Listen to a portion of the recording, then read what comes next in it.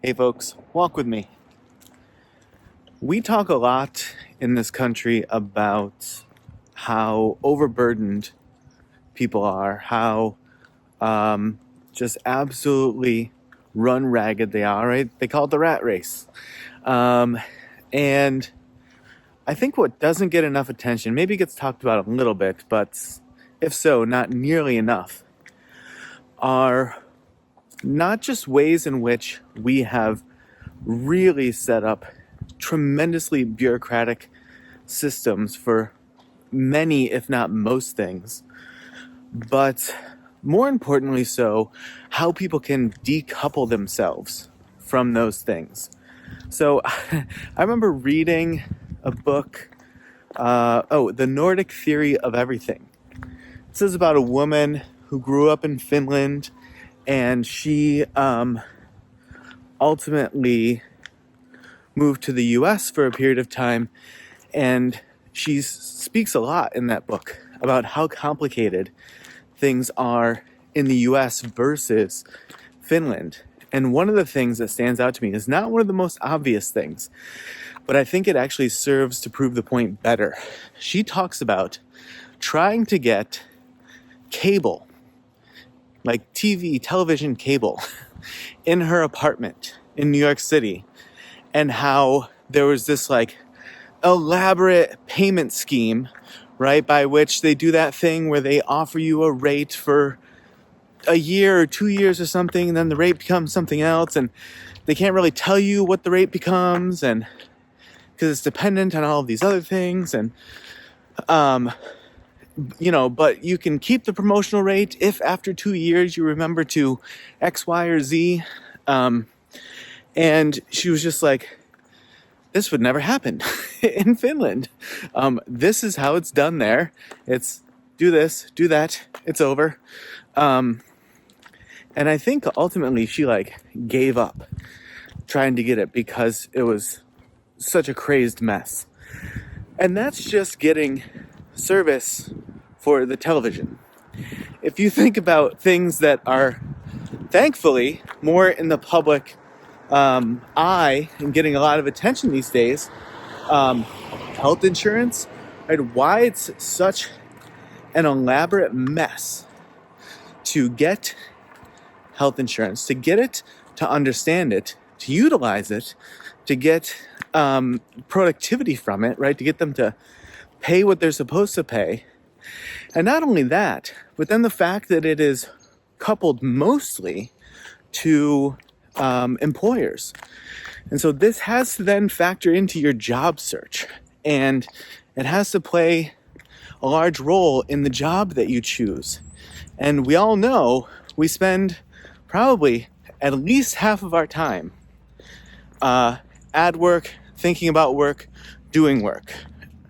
And something that's going to impact so much of our lives, having to then have the added burden of, oh, now I have to consider whether or not I can take this job because of their lack of health insurance options, or I have to consider this other job because they give really great health insurance even though the job seems kind of not really what's going to make me happy.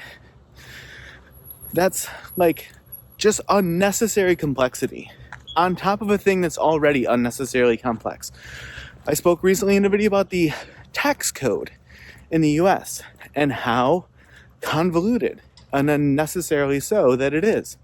That it's just tremendously difficult for people who have relatively simple situations, income-wise, to feel that they are accurately representing and filing their taxes. But it's not because they're trying to dupe the system. It's because it's created in such a complicated and unnecessarily so way that it just leaves people open to, make an error. And some of these seem very hard to decouple yourself from, right? So taking it back to sort of the foundation of this video was, in a society where we say We are overburdened. We're running ourselves ragged. Everyone's burned out, right? A big part of that, my stance, is that we have these overly complicated systems in place for things like getting cable television, but also important things like getting health insurance, getting car insurance, getting employment,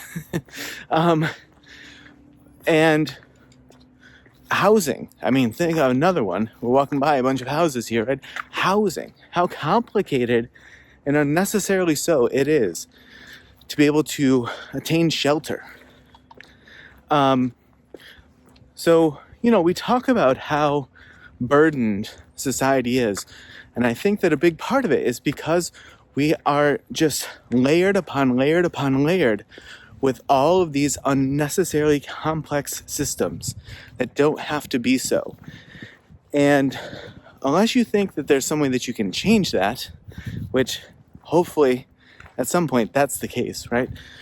But being able to put some distance between those things and yourself, to give yourself some space so every day you're not swimming in the muck and the mess that is those things, and just then adding to, piling on the unfortunate nature that is this mind mess that is created. You talk about sort of like a cluttered room creates a cluttered mind.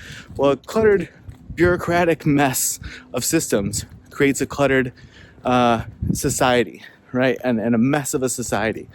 And things like taxes and insurance and stuff like that, it might feel impossible to decouple yourself from, and maybe in many ways that it is. But to the extent to which you can garner some distance from it, find ways to productively try to improve it for yourself and for others, I think that will go a long way to helping some of the insustainability of the path that this society is currently on. All right, folks, well, we got nearly 8 minutes in on my soapboxy rant of the day. We're having a very odd, random, 55-degree day here. After yesterday, I was filming videos in the snow, and then today, it's all gone. And here we are in the green and in the sunshine. And so therefore, everyone's out and about.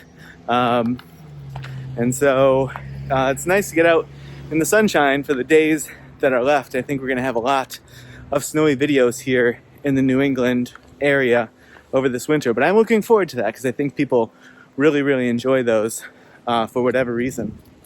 Like to watch me struggle trouncing around in the snow. That's okay.